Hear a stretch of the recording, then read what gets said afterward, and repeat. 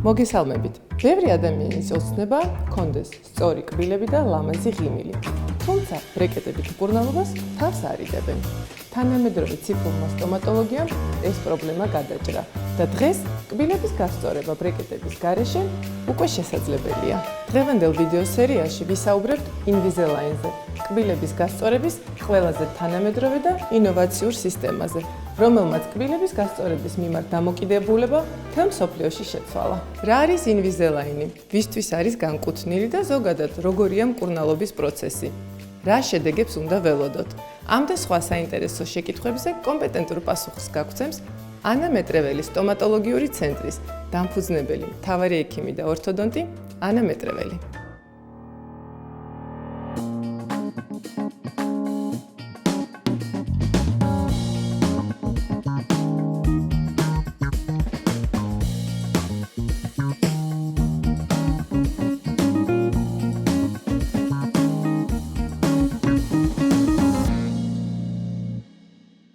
მოგესალმებით ანა. პირველ რიგში დავიწყოთ იმით, თუ რა არის Invisalign? Invisalign ეს არის კბილების გასწორების ინოვაციური მეთოდი, რომელიც სწორედ წარმოადგენს ციფრული ორთოდონტიის ერთ-ერთ მიღწევას. მისი საშუალებით ხდება გამჭვირვალე კაპებით კბილების გასწორება. როგორც ბრეკეტ სისტემით ხდება სხვადასხვა ანომალიების გასწორება, ზუსტად იგივე ფუნქციას ასრულებს Invisalign-ით, უბრალოდ უფრო პაციენტისთვის ბევრად უფრო კომფორტულია და უფრო მოკლე პერიოდში. რა ასაკიდან არის შესაძლებელი მკურნალობა? ანუ ვისთვის არის განკუთვნილი Invisalign? Invisalign-ით მკურნალობა შესაძლებელია ყველა ასაკობრივი ჯგუფისთვის. თვითონ Invisalign-მა შექმნა Invisalign First-ი, რომელიც განკუთვნილია ბავშვებისთვის. დაახლოებით 7-8 წლის ასაკიდან შესაძლებელია მისი დაწყება და ნუ ზედაზღვარი არ არსებობს დასრულებისთვის ჩვეულებრივ გამოვიყენებთ მას. მთავარია იყოს საკმარისი რაოდენობა კბილების. კონკრეტულად რა სახის პრობლემებს აგვარებს Invisalign? როდის უნდა მოგმარსოთ პაციენტმა? Invisalign აგვარებს იგივე პრობლემებს, რაც ბრეკეტ სისტემის მკურნალობის დროს ხდება მოგვარება მათი. დაახლოებით ეს არის ღია თანგბულვა, ღრმა თანგბულვა, სივრცეები კბილებს შორის, მჭიდრო დგომა და ასე შემდეგ.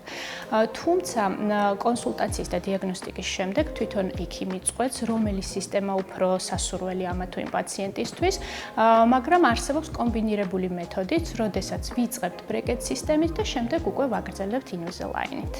ანა, და რა უპირატესობები აქვს ბრეკეტებთან შედარებით? Invisalign-ის უპირატესობა ბევრია. ერთ-ერთი ის არის, რომ იგი არის უხილავი, ანუ ვიცით, რომ ეს კაპები არის გამჭვირვალე და მკურნალობის პროცესი მიმდინარეობს უცხო თვალისგან შეუმჩნევლად.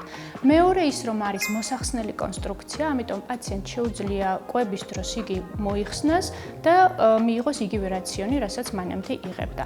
ასევე ჰიგიენის დაცვის დროსაც იხსნის ამ გამჭვირვალე კაპებს, იხეხავს კბილებს ჩვეულებრივ და შემდეგ ისევ აგრძელებს მკურნალობას. დიდი უპირატესობა არის ისიც, რომ არ საჭიროებს რეგულარულ ვიზიტებს ექიმთან. დაახლოებით 3-4 თვეში ერთხელ უწევთ პაციენტებს ჩვენთან მოსვლა, ესეც მათთვის დროის დაზოგვისთვის დამეთანხმებით ძალიან დადებითი მხარე აქვს Invisalign-ს. ასევე შეხვედრები, მნიშვნელოვანი შეხვედრები, როდესაც აქვს ჩანიშნული, შეუძლია ის რაღაცა 1 და 2 საათი მოიხსნას. Invisalign-ის კაპების ტარების დროს პაციენტს არ აქვს დისკომფორტი, ანუ არ ხდება ლორწოვანის გაღიზიანება და ხშირად აღნიშნავენ პაციენტები, რომ ტკივილის შეგრძნება არ აქვს, თითქოს მსუბუქ ზეწოლას განიცდიან. და ბოლოს ერთ-ერთი უპირატესობაც არის ის, რომ Invisalign-ით მკურნალობა უფრო ხანმოკლეა სხვა კონსტრუქციებთან შედარებით. ანუ შეგვიძლია ვთქვათ, რომ ის ადამიანები, რომლებიც სხვადასხვა მიზეზების გამო ვერ ისწორებდნენ კბილებს, დღეს ეს უკვე პრობლემას აღარ წარმოადგენს. დიახ, დღეს უკვე აღარ წარმოადგენს პრობლემას, რომ ყველა ადამიანს ჰქონდეს თავის საოცნებო ღიმილი, განსაკუთრებით კი ეფექტურია სტუდენტებისთვის, რომლებიც მაგალითად სწავლობენ საზღვარგარეთ და იშვიათად უწევთ ჩამოსვლა საქართველოში. ინფლუენსერები, რომელთა კონტენტის ჩაწერის დროს სასურველია, რომ მოხსნილი კონდეთ და უხილავი იყოს მათი მკურნალობა.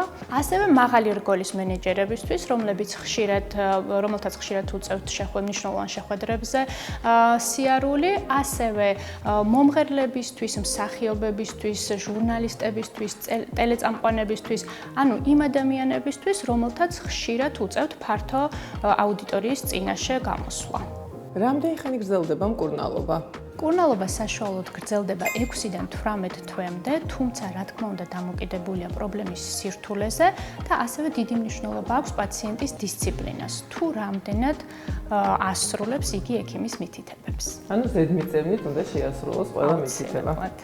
პაციენტმა გადაწყვიტა ინვიზილაინით მკურნალობა. რა ხდება მას შემდეგ?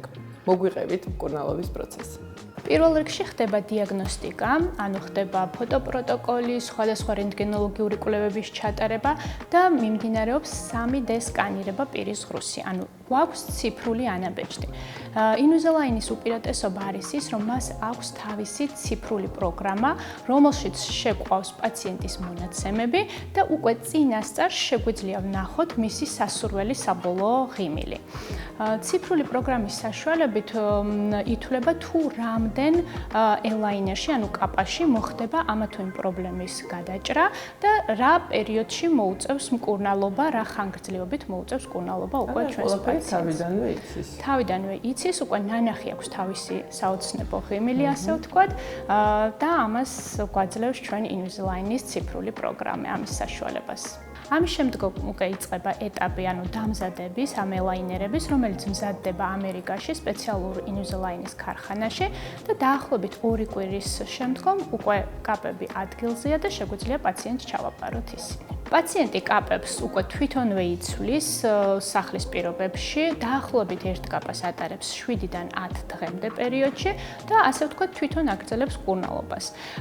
როდესაც პაციენტი არ იმყოფება საქართველოში და უწევს იშვიათი ვიზიტები, დაახლოებით ეს ვიზიტები არის ხოლმე 5-6 თვეში ერთხელ, დამეთანხმებით, რომ ძალიან კომფორტულია მისთვისაც. საშუალოდ თუ ვიცით, რომ პაციენტს შეუძლია მოსვლა, შეგვიძლია 3-4 თვეშიც დავიბაროთ იგი. როგორც უკვე ვისაუბრეთ, ინვიზილაინი არის მოსახსნელი კონსტრუქცია. შეიძლება თუ არა მკურნალობის დროს ამ კაპების მოხსნა. კი ბატონო, დაახლოებით პაციენტმა დღე-ღამის მანძილზე 20-21 საათი აუცილებლად უნდა ატაროს კაპა, იმისთვის, რომ სწორად წარიმართოს მკურნალობის პროცესი და შედეგიც მივიღოთ სასურველი, რა თქმა უნდა. როგორც უკვე აღვნიშნე მანამდე, მისი მოხსნა შესაძლებელია, როდესაც იხეხავს კბილებს, ანუ ჰიგიენის დაცვის დროს, ასევე იხსნის მას კვების შემთხვევაში და იმ გადაუდებელი, ანუ მნიშვნელოვანი შეხვედრების, ან რაღაც მნიშვნელოვანი პერიოდის დროს, როცა მას სურვილი აქვს მისი მოხსნის. პირველად, როდესაც პაციენტს ვაბარებ თავის ელაინერებს, ანუ კაპებს, ვუხსნი, რომ თითო ელაინერი უნდა ატაროს 10 დღის მანძილზე. თუმცა თუ პაციენტი ძალიან დისციპლინირებულია, 7 დღე სრულიად საკმარისია იმისთვის, რომ თითო ელაინერმა თავისი საქმე შეასრულოს ბოლომდე.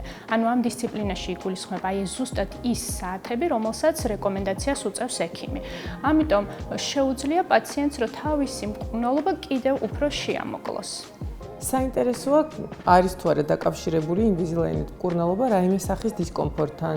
კი ბატონო, პირველი 2-3 დღე პაციენტები აღნიშნავენ მცირე ზეწოლას, რაც ინვიზილაინის ერთ-ერთი უპირატესობაც არის, რომ მას ტკივილის შეგრძნება როგორც ასეთი არ ახასიათებს და 3 დღის შემდეგ ეს ზეწოლაც გაივლის.